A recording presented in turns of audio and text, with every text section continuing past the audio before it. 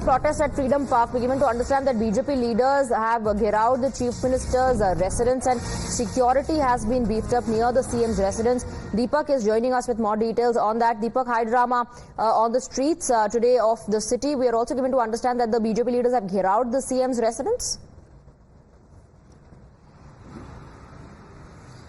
Well, they had threatened to gherao the Chief Minister's residence. They wanted to march from the Freedom Park, and that's when we saw, of course, the police taking them into preventive detention.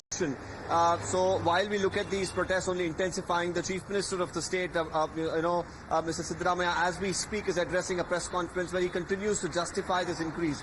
He says many BJP ruled states, be it Maharashtra, Rajasthan or Gujarat, they're all, have their fuel prices much higher than it is right now in Karnataka after this increase as well.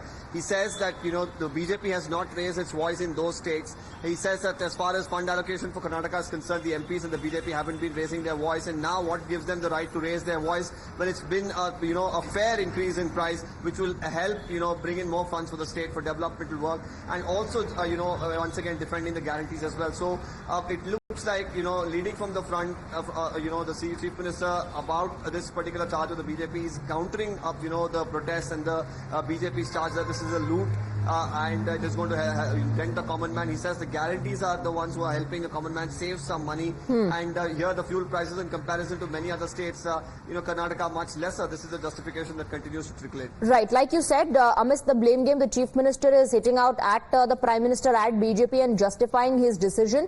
Let's listen into the reaction.